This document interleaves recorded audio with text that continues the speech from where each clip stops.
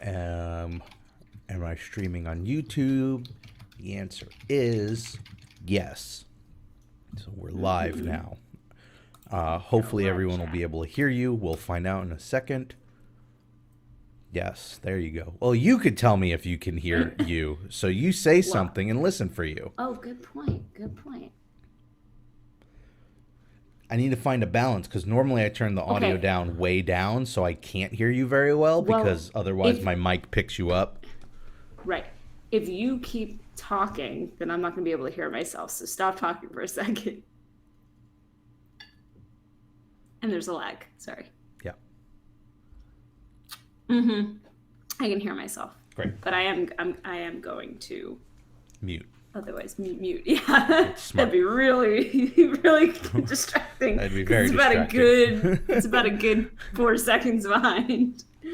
Okay, and I only have one quick announcement when people start to filter in Patreon stuff, and then we could just jump right into recording. Okay. Oh, and then should we record the other thing for the other podcast? I guess we should. Or do you want to? If you want to do it like tomorrow, that's also fine with me. Whatever's easier for you. I'll be working from home tomorrow, and it'll be a less crazy day. So okay, so we could just do it tomorrow. Yeah. Yeah, because the person I worked with today she had to take a sick day, and it's my second week, so I was like, oh my god, thrown into the fray, right into the deep end. Her out of office was like, if there's an emergency, please email Christine. I was like, no, don't email Christine. But then, if everything goes smooth, it looks good for you, you know? That's true. It went fairly smooth, actually. It wasn't terrible. There you go. Let me double check real quick. I see a second person has joined. I'm going to just make sure that this post went live like it should have. 3 watching now, but that's great. I might be one of them, yeah. And you might be that's another one. So sad. So it takes some time for people to join. No, I know. I start my streams and I feel like it takes a good 5 minutes before like an actual audience comes in. Like there'll be people, but it takes a bit. Sure, yeah. And these are since they're Patreon streams, they're just typically smaller because they're not public. Sure. To what we were talking about earlier, how I've been watching Twitch more now. It's so crazy to follow. I've never followed big Twitch streamers. Like I always follow like people we know or, like smaller streamers. And to see somebody who just starts and instantly it's like 900 viewers. And then like 2 minutes later, it's like 1,500 viewers, 8,000 viewers, 15,000 viewers. It's just amazing seeing that sense of scale and how many people are watching.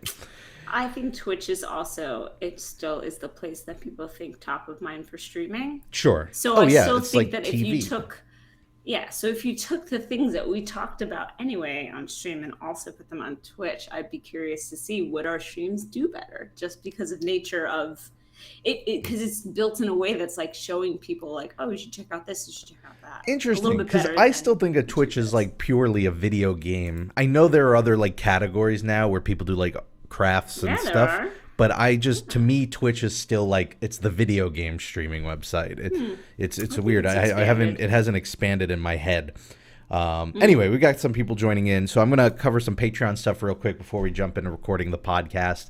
I just wanted to give a quick update because anybody who's watching this is part of the $5 or $10 tier, which means if you were a patron within the last 2 weeks, you're eligible for the free sticker, the Rob Plays sticker. And so that promotion ran and it has ended. And so you hopefully had gotten an email asking for your address if you wanted the sticker.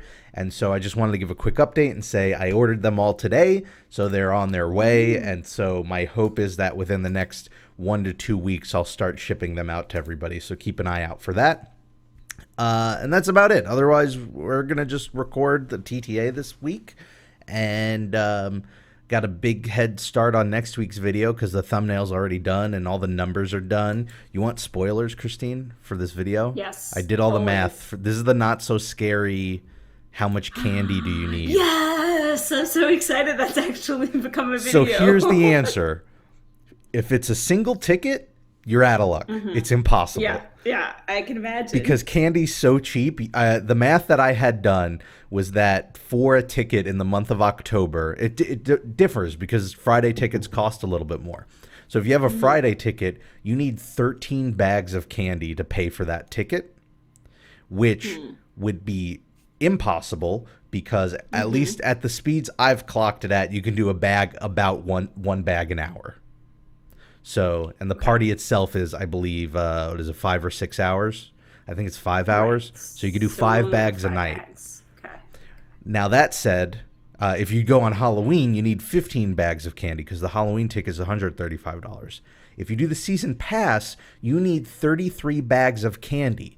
But there are a total of 35 nights you can go. So you could, in theory, go 33 times, get 1 bag each night, and you will have gotten $300 worth of candy right there. Or you can heavy up, like go 7 nights where it's all candy and you just do that for 5 hours. Like, so you could make it happen. You have a lot of time to build that strategy. Yeah. But really the only option is for the pass. If you got a one-off, like the candy thing's not going to work. And don't even try it, guys. Yeah. You need like 4 bags at once. I guess if you could convince a cast member to fill 4 bags at one time, then maybe you make up a story about like, your kids aren't there or something. It's definitely cheating, but I'm just trying to, I'm fine. I'm looking for solutions. All right, let me get started in recording this. We're recording. All right. I have an intro, but I don't have a cold open. Oh, I can throw a little bit of a cold open. No, okay. This wouldn't make a good cold open. All right, or not. No. Well, I'll talk about it on the show, but I just, it's not funny. It's just a thing I pointed out. I'm trying to think. I don't know if I have anything funny. I mean, I can't really top my Toastman story, Like, I mean, I could just make fun of Peter forever and cold opens from now on. But that would make me sound like a terrible wife. So maybe it just seems cruel more than anything. It's out of love and the fact that he's a very silly person. And that's why I enjoy making fun of him. I swear, I'm not mean. What fun things happened at the parks? No fun things happened at the parks. It's been No, sad things happened this week. No, I disagree. They got rid of Illuminations. Yeah, that was good. Oh, boy. I guess we're ending this podcast right now. This is it, folks. Last episode, 161. It's been a great run. Rob, it's been a good friendship. That's how many shows Illumination should have done before it ended. Oh, my God. Hello, everybody, and welcome to the Tomorrowland Transit Authorities, the Disney podcast, where we talk about how Disney's merch game is on point now. I don't know if you've seen, Christine, any of the new Epcot and new like Epcot Forever merch, but it has finally turned into a direction that I'm a big fan of, because I feel like for years, Disney merch, at least in the parks, like when I think of Disney merch, I think of those shirts where it's like Walt Disney World 2019 and it's super tie-dyed and really, really saturated with color and there's a bunch of stuff on it. And it's only cool to wear that 20 years later and then it looks retro. Exactly. Right. Yeah. And I'm a fan of like, here's a logo. Don't even put the word, like most of my criticism of Disney shirts is, oh, that'd be great if they just took the word Disney or Epcot or whatever off of it and just leave a logo. And a lot of this new Epcot merch is very minimalistic. Nice. And I love it, and it's going to be bad for my wallet. I will say this. I had both a merchandise high and immediate low today. Because, so do you remember at D23 they were selling those really expensive, basically Barbie dolls of like the prince and the princess? Yes, I forget what that was. So they announced the next set of princesses, and it's like this masquerade ball theme thing. Right. And Esmeralda is one of the dolls. And I got very excited. I said, you know what? I would pay a good amount of money for that, because since when do they ever give her anything for that movie Love? And then I found out, oh, this one, they're making you buy it as a set. You cannot get the individual princess. Well, she's not. So you have to get all of them? It is $650 for like the 5 that come in this set. So I instantly kissed that goodbye. Well, wait a minute. Hold on. Don't right away. Can you sell them all separately outside of the box?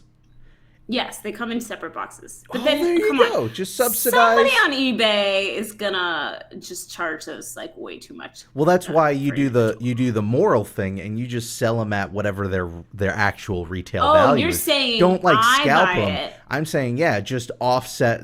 Buy the set, sell the individual ones at what they're worth. Don't try and be those people who try and triple the price, and then what you're left with is just whatever you paid for the one doll.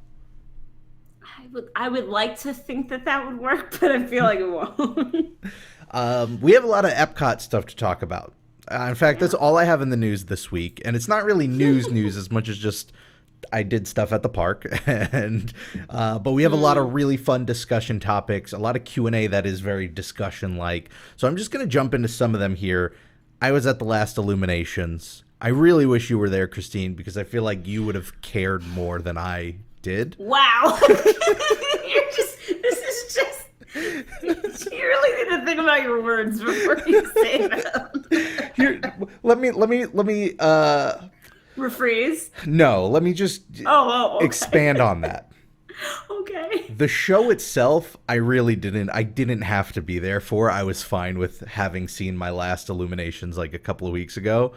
But what I wanted to be there for and what I really loved there was the spectacle of all the fans who showed up. It was That's super why I crowded. wanted to be there. Yeah. And it was fun. Yeah. People were singing along. People were cheering at everything from like the torches lit up to it's finally starting to the very end. Like it was so cool to be surrounded by people who are so like electrified by the show because it was 20 years old, so you go on an average night and people are wowed and everything, but not the way this event was. It was really cool, and so I was glad to be there for that. I was really surprised they did nothing special for it. Like no tag, no extra, not even an announcement, nothing. They just did it. You sent me some clips, and I was watching the finale, and I was really expecting a really big finale, they would add some extra fireworks or something. Yeah. And they didn't do that, but I did love that people were cheering for the globe. Yes. When it was going back. I thought that's what got me emotional for some reason. But to your point, I think it was because it was a literal group of people who just super into it. This show so much. We rushed over there after the show ended. By the way, I heard horror stories about how people who left right after the fireworks spent an hour in the parking lot trying to get out because I think so many locals showed up to watch the end that the parking lot was, I think, more crowded than usual. And so we ended up spending an hour in the park before we even left. And even then it was still kind of a madhouse out there. But getting to see the globe, I mean, it was cool seeing the end of an era that, I honestly cannot for the life of me remember what it was like pre-Illuminations. That's all I know. We were pretty little when it was pre-Illuminations, so yeah. So that was cool. Then the very next day we were back and we saw the very first Epcot Forever, which was... I have not watched it. Okay. So... Are you avoiding it until you're down here? Sort of, because I want to, I'm also hearing a lot of opinions on Twitter. It was kind of hard to avoid, especially about the last song. Yes. But, and I'll let you get to your thoughts on that. But so it's not like I'm spoiler free, whatever. But I do just want to see it visually for the first time before I make any judgment calls. But also keeping in mind that I know it's for a year. So it's not really a big deal. Yeah, it is not. There's nothing to spoil. You know what I mean? Yeah, that was great. It was okay. I liked it. I didn't walk away. I think some people got really put off by the final song. Spoiler alert, I guess if you really are trying to avoid spoilers this much, jump ahead a couple of minutes. But the final song of the whole show is A Whole New World from Aladdin, which I believe is Disney's. They're trying to push this song as because the whole branding of the new Epcot is World Showcase and World Discovery and World Nature. Celebrate, that sort of thing. So I see that's why they're kind of using it. And somebody on Twitter, I forget who, made a good comparison, which is like, there was a time where When You Wish Upon a Star was the Pinocchio song, and now it's the Disney song. Is that what this is? Is this, now it's the Aladdin song, but if they use this for a whole year straight, it's just going to be like the Epcot Disney song? I don't know, but it did feel out of place. Yeah, but that's a good question, right? Because now we just accept When You Wish Upon a Star as like the song. Yeah. So what? I guess when you think of it in that context, is it really a big deal? It's just jarring to you because, we grew up with that movie years ago. But like, would a younger generation care that much? Probably not. Well, so that's really the weird question is like what I would love to know what average guests think about the show because, for me, when I first heard it, my first thought was, oh, wait, when was Aladdin in Epcot? Like, I was trying to run through in my head all the events. Just the character, and that's it, in Morocco, meet and greet. Yeah, so, like, I don't know. I was trying to figure that out, and then afterwards, my next thought was just very cynically like, oh, this is Disney going, like, get used to IPs, because this is what the next show is going to be. It's going to be all IP stuff. But the show has so much old Epcot music that I think the average guest is going to walk away going, oh, finally, it's a song I know. I don't know all these other songs. I don't know what, like. Yeah. It's fun to be free and Tomorrow's Child. If you could dream it, like all these songs I've never heard before. Finally, there's something I recognize. It was a cute show, though. I think the kite stuff's really neat. I think the fireworks are unique and different from Illuminations. But if you told me this is the new show that's going to last the next 20 years, I'd go, no, this is a problem. It's only 12 minutes long. There's not a coherent storyline here. This is just kind of like if you told me the B team of whoever does fireworks worked on this, I'd go, yes, this makes perfect sense. As a 1 year show, like whatever, yeah, I'll enjoy it and I'll go see it a few times. And then a year from now, I will be totally ready for, whatever is coming next. Well, Harmonious is coming next. So that's I guess it's more of a question to my future self.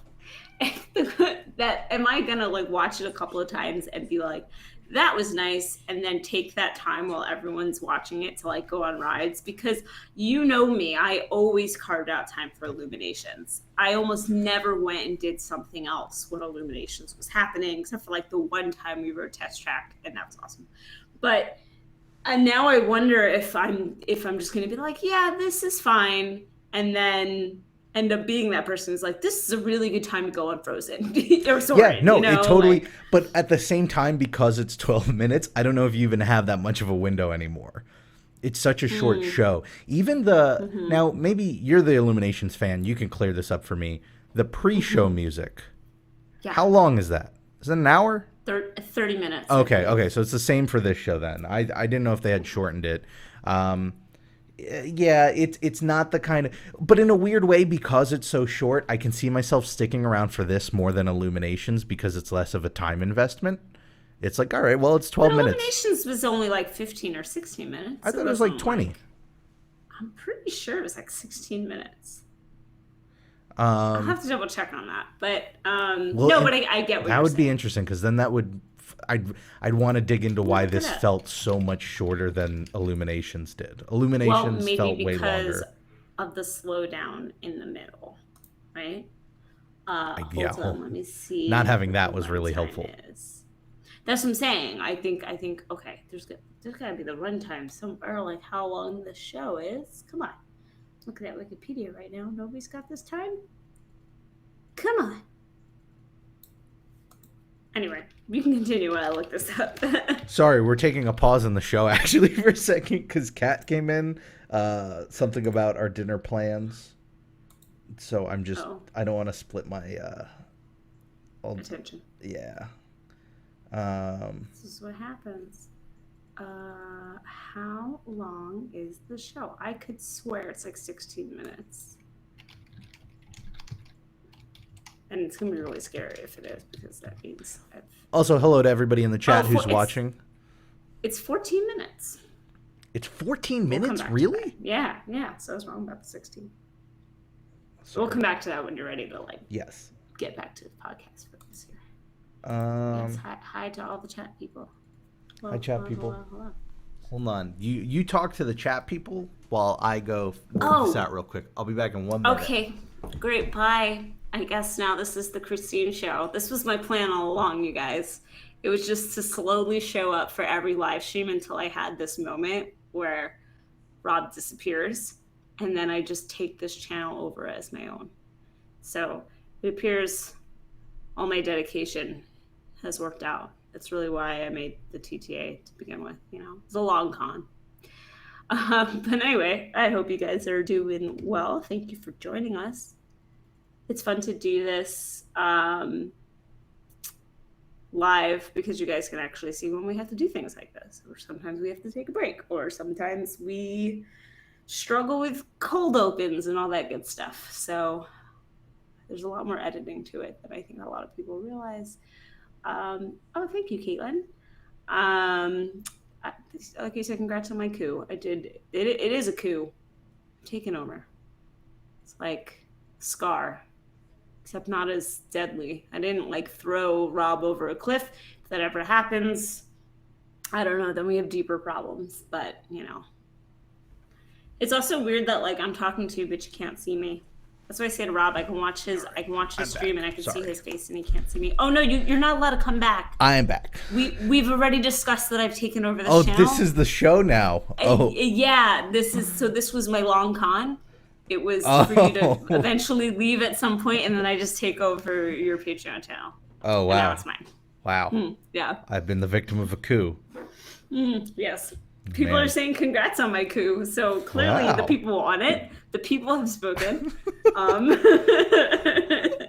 Well, I've just cooed back. I've double cooed.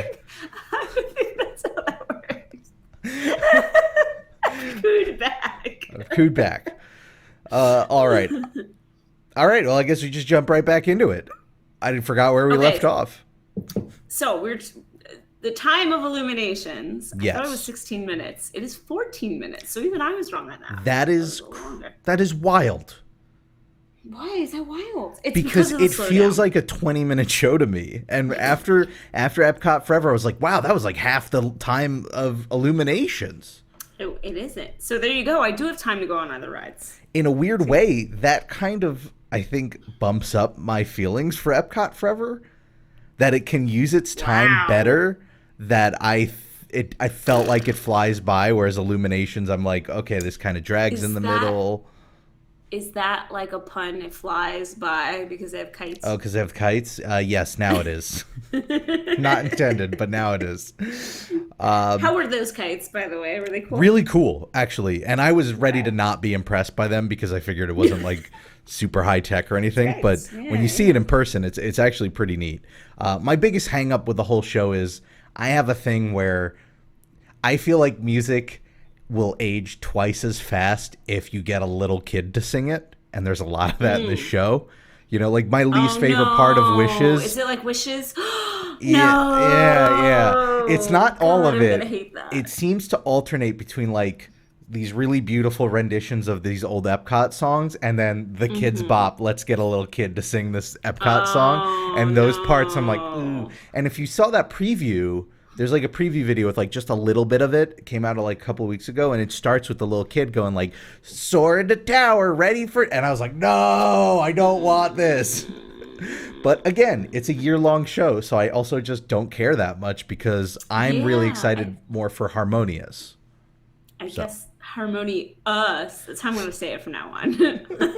And with that attitude, Harmony Us, because that's how they spell it. So. But yeah, it was neat. Everybody, if you're going to be in Epcot, you check it out. I mean, why not? More importantly, and this moves us on to our third point here, go check out the Epcot Experience Center because it was awesome. So I've heard, not only you said this, Jack from DSNY was saying this, Michael K was saying this. It is. Tell me more. So you've seen some of it already. Photos here and there. Well, no, but you've also seen some of it in person. Yeah, yes, because it's partially what they had at D23. So you walk in to give you just sort of a mental image of how everything's laid out because you've been in the Odyssey. You know how when you walk in, there's that food area that's the hallway that connects both entrances and exits? Yes. That's the same. Yes. Still a food thing. What they've done is walled off partially the rest of the building. And so now that big space in there that used to be like where they did events and they had like a store, there's a big circular room in the center and then just space around that on the outside. And so the big circular room in the center is where the 360 screen is. It's where the Epcot model is. It's where like the big preview is. And then the spaces on the outside is where they have a couple of tables and chairs set up. They have all those posters that we saw at D23 hanging. They have 4 photo ops. And then they have like little display cases with props from like Mary Poppins and Guardians of the Galaxy and stuff like that. And so the main draw is that center room that's got the model of Epcot that we saw at D23, but with way better projection mapping than what we saw at D23. Like so much better. I'm surprised. I guess it, our friend over at TPM Vids, I think the way he put it probably makes the most sense, was they were probably working on that for the preview center and thought, let's bring it to D23. And so we got like a watered down version at D23 because this version's so much cooler. And it runs through this, like, I think 10 to 12 minute video that kind of shows off all the new things coming, Spaceship Earth and Mary Poppins and Guardians of the Galaxy and stuff like that. And it's just really high tech and fancy looking. It was neat. Wow. Yeah. I'm excited to see that. Yeah. And then there was all that new merch that we were talking about. And that was none of that's actually at the Experience Center. That's all at Mouse Gears. So cool new shirts, things like that. So it's been a full Epcot. I'm done with Epcot for a little while. I'm going to take a week off or so before I go back because we camped out, I think, 3.5 hours for Illuminations and camped out for about 3 hours for Epcot Forever. So I've seen a lot of World Showcase. I can imagine. Yeah. So that's it. So let's that's it. Episode's over. And that's Epcot. It. We're forever. Epcot done forever. No. Let's End move. Scene. Let's move on to we'll miss you Illuminations kind of. Oh my God! Please get out. Just get out. It's killing me like that. I missed the end of it because like in my heart it's still there. So it's gonna be like weird when I go and I'm like, oh my gosh, wait, this is not Illuminations. That's what made Epcot Forever really fun was. One, the excitement, because we were all talking like, oh, is this a good spot? I don't know. We don't know what the good spots are for the show anymore, or just like what we had no idea what to expect. And that was really cool. Getting something new in there for the first time in decades was just so refreshing that I think it helps with the fact that as far as a show goes, it's not the most impressive. So that'll probably wear off. So who knows? Maybe in 6 months I'll be like, oh, it's garbage. But for now, I really enjoyed it. Like I got a fast pass for like a week or so from now. I'm gonna go back and see it again, and I'm looking forward to it. But let's move on to discussion because we got a lot of discussion. This is kind of gonna just bleed into Q&A because I think some of it's a little similar. But let's discuss things. Okay. So Chris says, with the end of Illuminations at Epcot, I couldn't help but feel sad. Me too. I have so many great memories of the show. However, I also couldn't help but wonder, what will Disney do with the globe that was the centerpiece of the show? Part of me hopes Disney would work it into the new show, or maybe put it as a statue in Epcot somewhere once all the work is done. With that, what would you like to see Disney do with the globe? And is there any other Disney item you would like to see come back to the parks in a new way? I already have an answer for this one. I have an answer for the second part, which is bring back that. Well, I guess it's already in the Stitch's Escape area, right? I never did it, but it's all the same building, right? As Alien Encounter. Yeah, Stitch. They're pretty much the same thing. So what if we open that up and then you open the tube up and people can get in it and then photo op? I'm the alien. Oh, photo up in the alien tube. Yeah. I like and hate that idea. I mean, it's a creative idea, but then that means they'll use the space as a photo op instead of an attraction, which I hate. True. Can we move the tube somewhere else? Yeah, why not? Seating, yeah. Well, that was going to go. Totally. That would work with my idea, which is now that we've heard that the NBA experience isn't doing well. How about Bob? You finally listen to us and make a Disney World museum, and you can put things like that in there. And you know what you could put on top of the building? You could put the Epcot globe. And you can light it up at night. I feel like that thing's very heavy. Probably, but it's also it's very big too. So I don't know where else you could put it where it's not going to be like overwhelming. I had this like envisioning of them being like, all right, guys, we're about to top this building. And then they just put it on and it sits for a hot second. Like and no engineering was engineering was done. So they just didn't account and it just falls in. Yep. And that's how we put it in the lobby. That's where it is now. The end. And look, we have a skylight now. Great. That's where I want to see the globe. The only other thing I'd want to see come back, and you know where you can put this? Bring back the Robo Butler from Horizons. Put it in the space, like the city scene at the end of Space Mountain with the other Robo Butler. So there are two Robo Butlers. Yes. Boom. That's it. Fits the theme. So it's not like you're forcing something old in there. It would bring back a cool little Easter egg. I don't know. Yeah, that's where it should go. Bob, do it. Do it, Bob. I mean, yeah. Wait. I'm trying to think. There's got to be... I'm trying to think, like, what else has been taken that I really want to see again? I guess that's the first question, the hat? Right? What if they put the hat on top of Spaceship Earth? Wait, what if they put the hat on top of the globe on top of that building? I think it would cover the globe. It might. No, what if they put the hat on top of the building to cover the hole in the roof from the globe that fell through the roof? Yes, I love it. So it doesn't rain into our museum that we didn't do the engineering right. Guys, it's a tarp up there. Why did we think we could put anything up there? It's just fabric. It's like playing, what was that game with the marbles? You remember that game where you like wet a napkin and you had to put the marbles on? You never played this game. Yes. And the weight of it. Yeah, exactly. Like, and whoever put the marble that broke the napkin lost. We were so easily entertained. Yeah. It sounds like a folk tale, like a folk game from the 1900s. You wet a napkin and you put marbles on it until it breaks. That's what we did back then. Listening right now who's like, is Christine and Rob like 200 years old? And yet somehow there was probably a commercial that made it look super extreme and was, shot in 10 frames per second. A lot of Dutch angles. Because that's how all commercials were shot in the 90s. What was the name of that game? There was a name. I thought you just did it. Like there's some games when you were growing up that you just did. There napkin names to them. Game. Like, did you ever play the game where you took your Hot Wheels? Well, this is what me and my brother would do. You each pick a whole lineup of Hot Wheels, get on the opposite sides of the room, and then you would roll them as hard as you can into each other, and whoever could flip the other car over won. That sounds like a mashup of Pogs and like... And what's the what was the one with the commercial? Oh, why am I blanking on this now? It had the most extreme. It's the cliche 90s game commercial. Crossfire.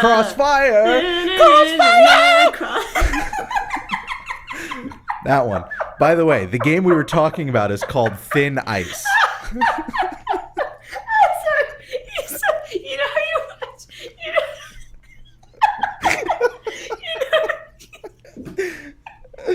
You know how you watch YouTube videos and people in the comments are like, bro, lower your volume right now because there's going to be a part. We have to like give people that warning because you. Well, I'm the editor. I will just lower the volume, so we'll be okay there. But you shouldn't because I want to see how many people we can actually make go down, and then we get sued. How many speakers we break? And then the podcast really ends.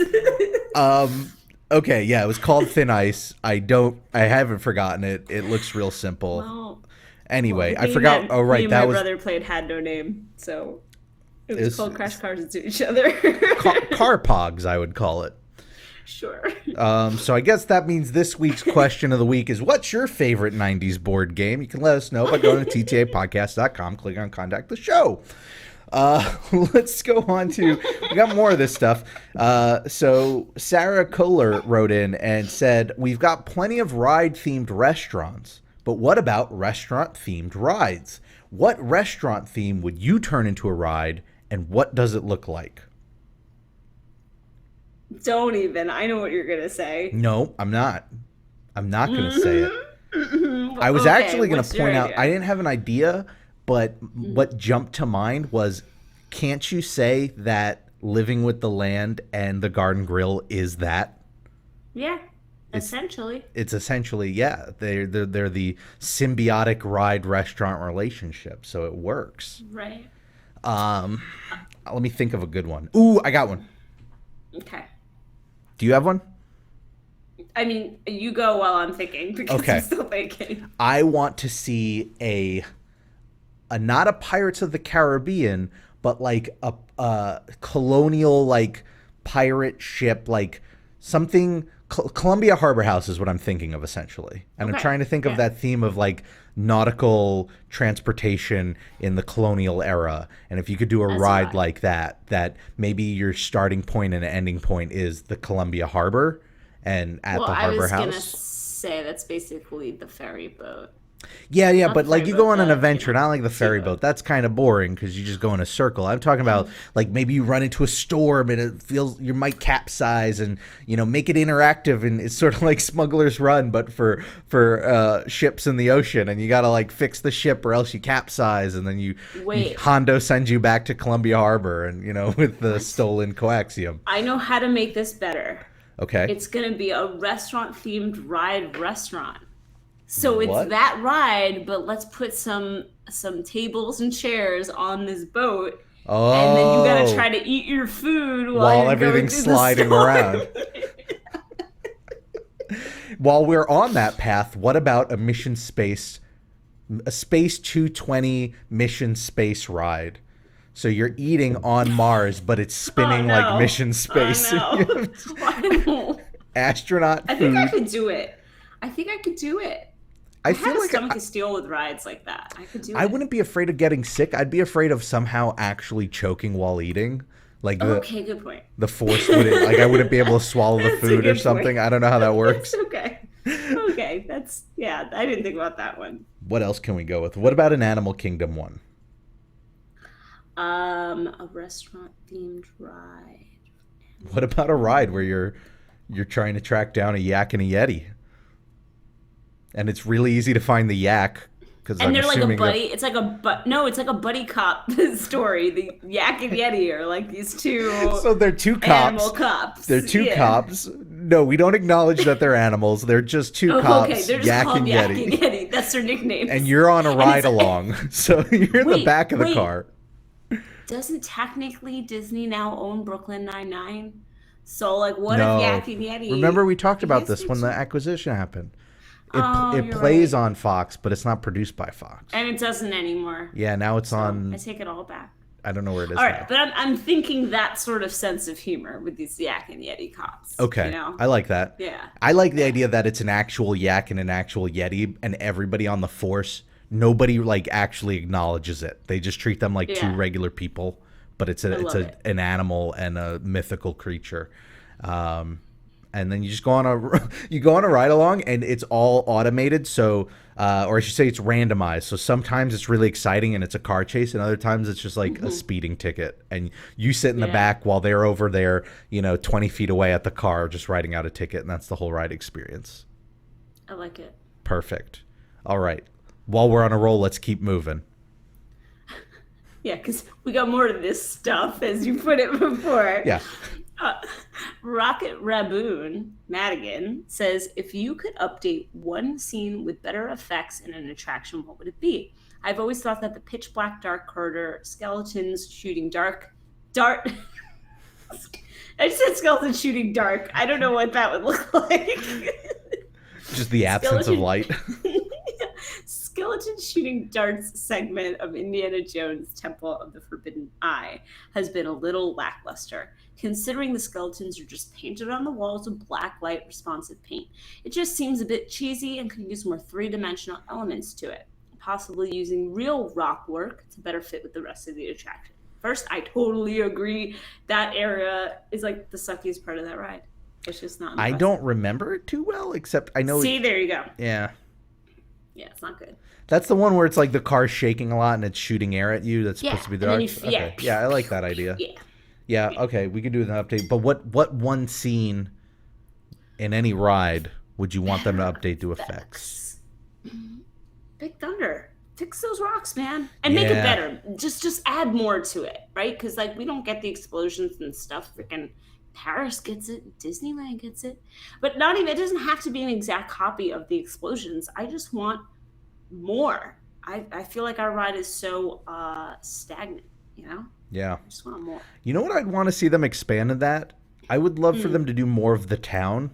Like the flooded town that you go through. Yeah. It's very short, but it's always my favorite part, especially at night.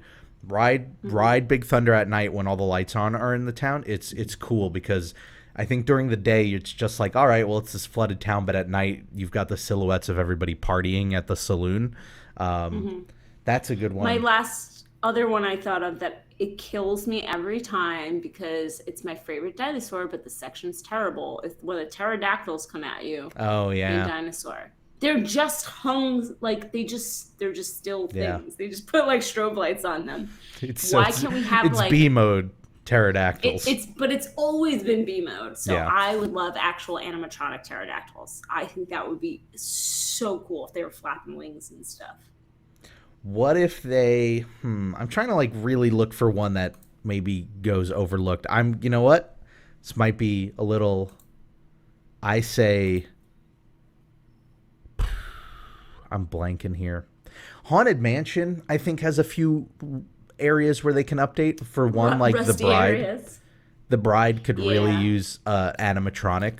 Like that would be a cool idea, or better projection mapping, because I think the effect or the concept is great, but the effect execution could be a little bit better. Execution, get it, pun.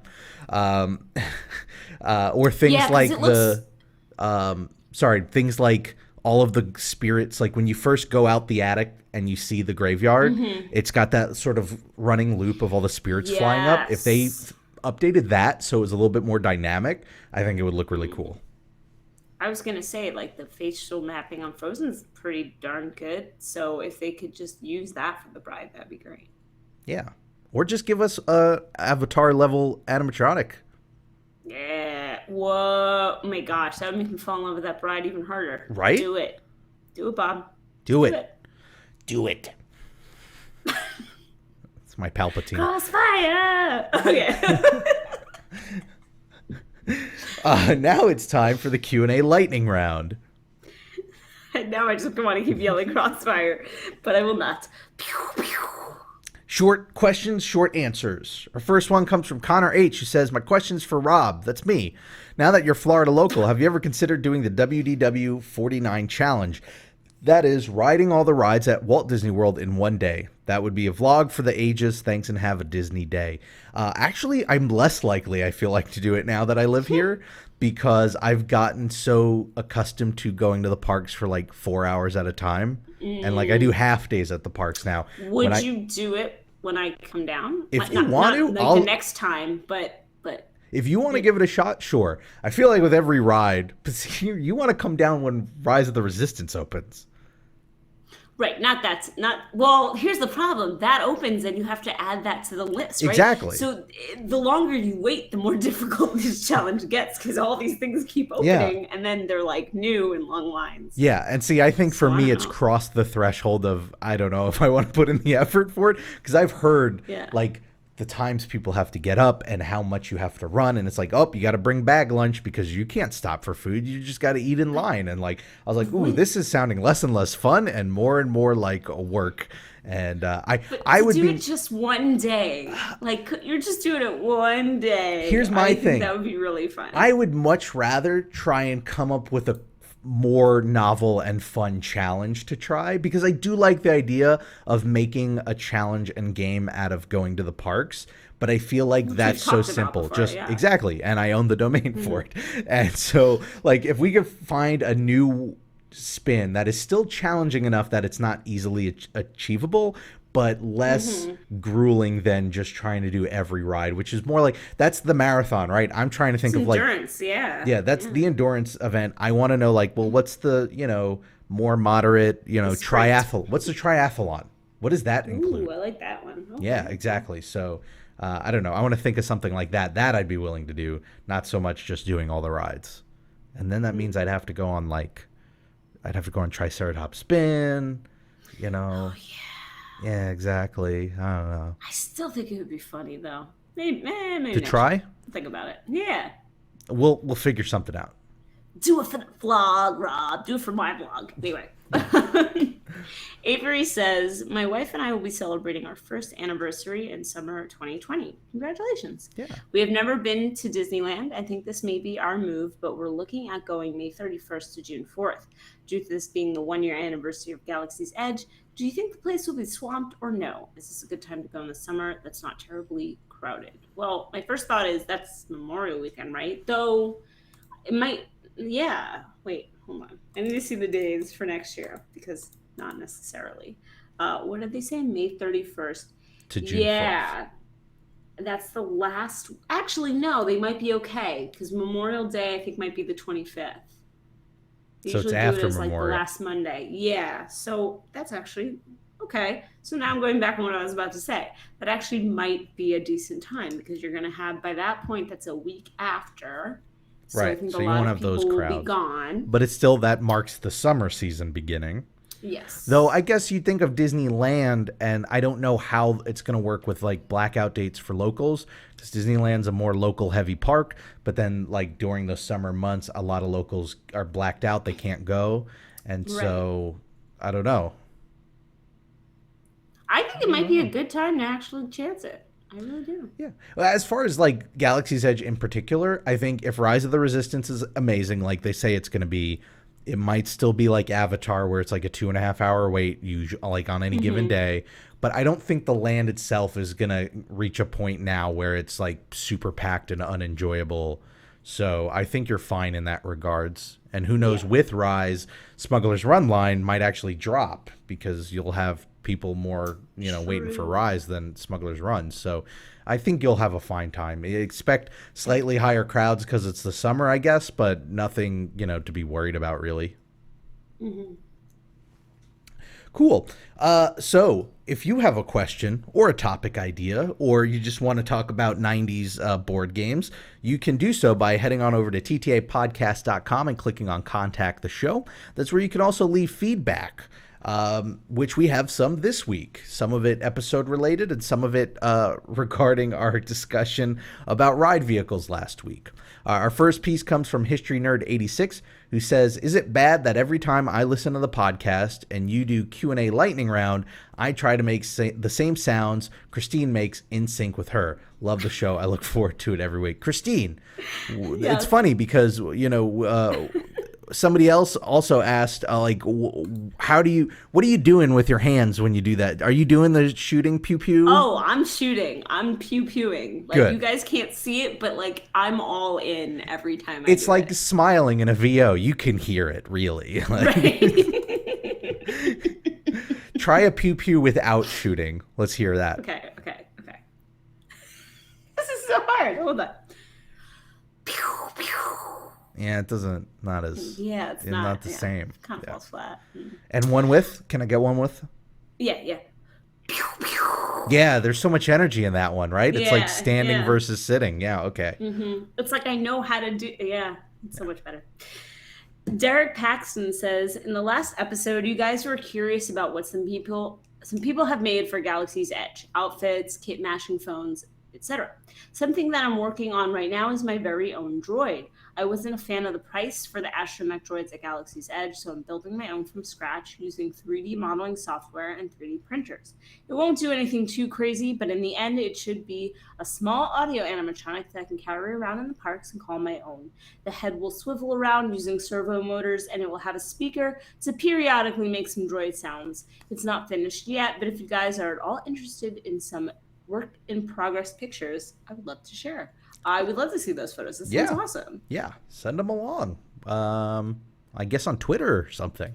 That's a cool idea because, we've seen phone cases, we've seen outfits, we've seen custom lightsabers, haven't seen custom droids. It almost makes me wonder because, so one of the cool things about the droids from the Droid Depot that I didn't know about until I got one was that the droid will react to different areas of the land.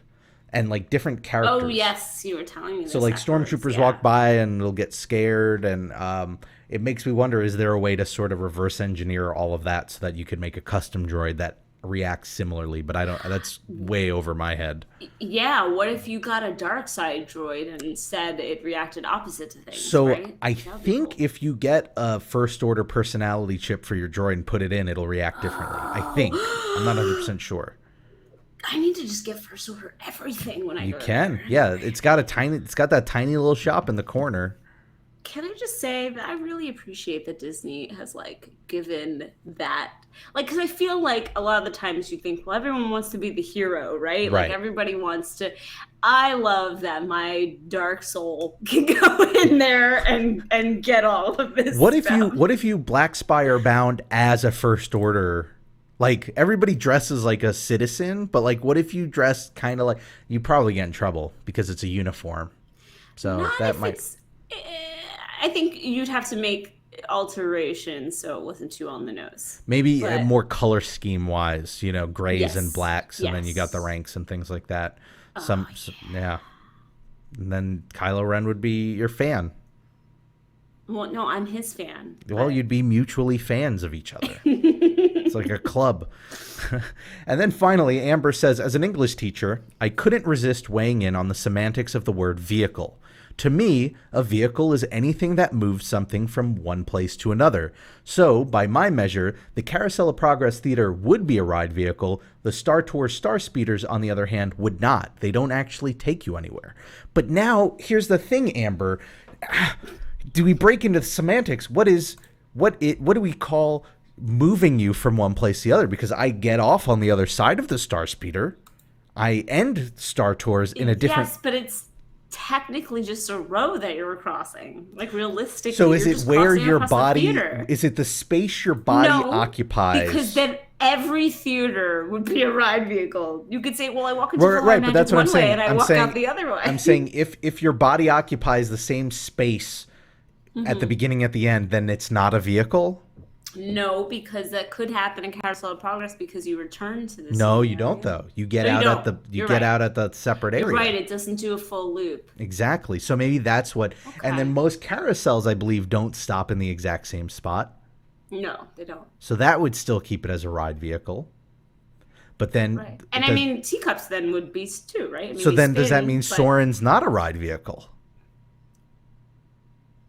But, We've now killed Soarin as a ride vehicle. Does it have to be physical or can it be metaphysical? Because Soarin just took me to a bunch of countries. Well, then that opens a whole can of worms.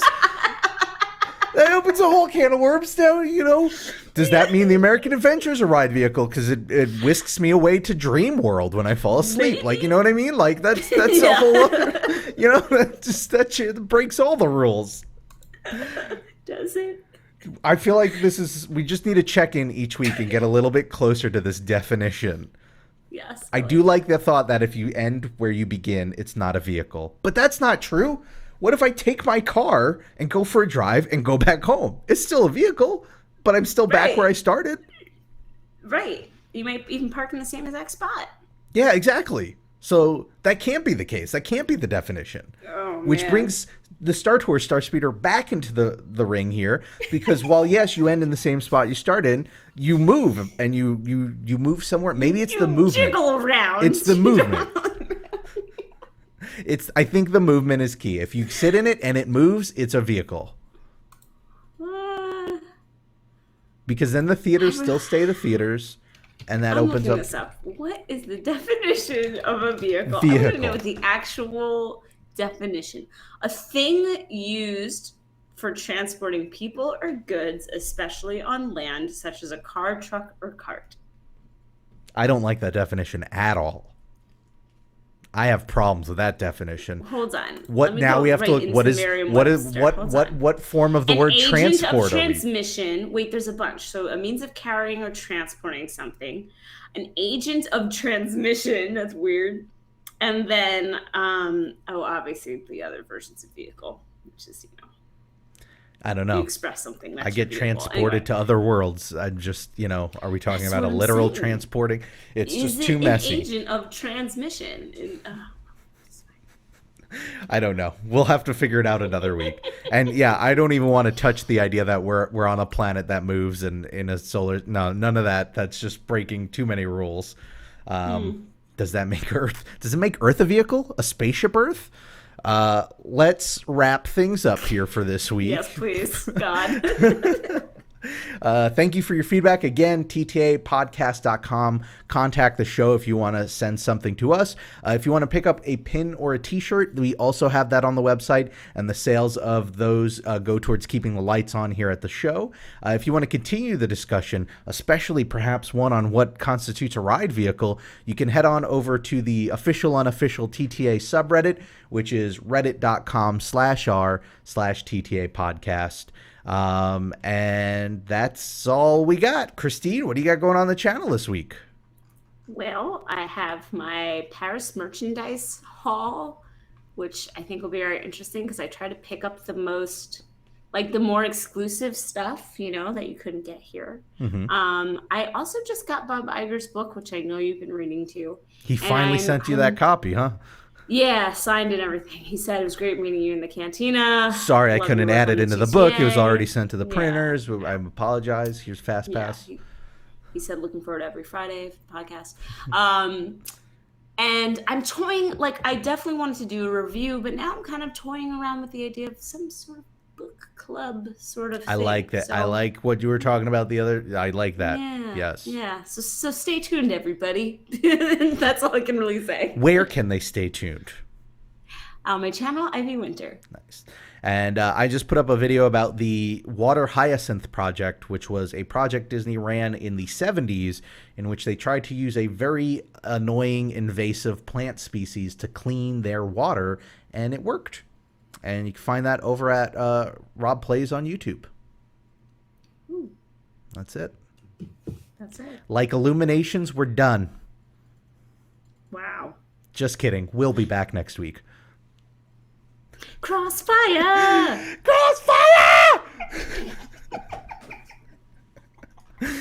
And that's a wrap. It makes me laugh so hard about that. It's totally off key. It's like you're literally just yelling. You're literally just... That's all I can do, all right? Okay, I can't breathe. I'm going to have to highly process that in post so it doesn't blow out eardrums. Okay, but can I get the original audio file before you do that? Yes. It's so good. Yes. Also, I'm curious as to how this stream's holding up now that I'm simultaneously uploading and downloading all these audio stems, but we'll see. It seems to be okay. Yeah, it seems fine. I think. So there you have it. It's a TTA. This is how it gets made. This is how the sausage is made. Now, because it's Wednesday, I can actually put it off a bit. But if this was Thursday, I'd spend the next hour just re-listening to this whole conversation and trying to find something to do with my eyes in the meantime, like playing an iPhone game. Exciting. Yeah, it's fun. Well, so tomorrow we'll record the other thing? Yes. Gotcha. Hit me up tomorrow. Cool. Thank you to everybody who joined the Yeah. chat, and I'm sorry for yelling of Crossfire. I'm not. Or maybe I'm not. I'm not. Maybe I'm not. Folks in the stream, I'm going to keep streaming for the next couple of minutes till it's 8 o'clock. So feel free to stick around. But Yep. you go eat dinner. Signing off. Goodbye, everyone. Bye. All right. So there you have it. There's a good TTA. That was a funny one. Anything where we break up in the middle like that is pretty great. That'll be fun to edit. Yeah. So I'm really ahead of schedule this week. Have a thumbnail made for next week's video. Have all of the numbers for next week's video, which I could throw up here. So I just need to write the script. And then I already have a lot of footage shot from past Not So Scaries. So what I'm thinking of doing is writing the script, leaving out the number because I want to get a third bag of candy to kind of help out with the average number here. So I'm going to go on Friday night and do that. So I'm going to kind of write out the script, but just leave a blank for where all these numbers for the math goes. And then go and then get the math and then plug it in, and then I can record the VO, and then, you know, within Saturday, hopefully I have all that B-roll done anyway, and so editing will be super fast. And ideally, I'd love to have the video finished on Saturday because I'm going to be out of town later this month and want to get a little bit ahead of schedule there. But it should be a nice, easy video to make. This is what I was going with. These are the 4 bags of candy I found on Amazon. I tried to keep the same brands. It's really tough because the kind of candy you get at Not So Scary is a mix of some of these. So I went with this one just purely for financial reasons. It's the cheapest per ounce. It's 19 cents an ounce for 126 ounces of candy. So this is what, you know, you're fighting against. And then the spoiler for the video, but it's just not possible to do it with a single day ticket because you get about 48 ounces, let's call it 50 ounces of candy per bag. And it took me an hour to get a bag full. And the party itself is 5 hours. So that's 5 bags, theoretically, maximum you can get. And even if you just rush and you get a 6th, it's still not possible because your August tickets, you need to get 10 bags. October, you need to get 12 to 13. Halloween, you need to get 15 bags of candy. The only case where it works out is with the season pass, you need 33 bags of candy, but you can go to the party 35 times. So you only need 1 bag of candy per night for 33 nights. So it is possible. So it'll be an interesting script to write. The other thing that I was going to include, which I have here, is I have a breakdown of what candies and I got and how many. So I got too many of these Lifesaver gummies. They were bad. Got 9 Snickers, 9 M&Ms, you know, like this is a cool, I'm going to make a little chart for this. It doesn't really actually add anything to the final number here, but I think it's just a cool way to visualize the party. Anyway, next week, streaming on Tuesday, as per usual. At that point, I'll probably already be working on the following video, which should be a fun one because it's going to be another one of those history behind the history things. So it won't be Disney related. It'll be related to something else from the 50s or 40s that we see a lot, or well, not a lot, but we see once in Disney. So we'll probably be working on that. It'll make for, I already can imagine the thumbnail, so that'll be a good time. And yeah, and if you are part of the $10 tier, keep an eye out. This Sunday is going to be our monthly hangout, and we'll talk channel numbers and things like that. So I'm going to go get some dinner myself, and then maybe later tonight I'll edit this podcast or start writing the script, one or the other. Thank you for joining us. Have a fantastic week, whatever you're doing. Make the most of it. Makes it that much better. And I hope to see you all next time for the next stream. And I have to go find the button to stop the stream so I can click it. And there it is.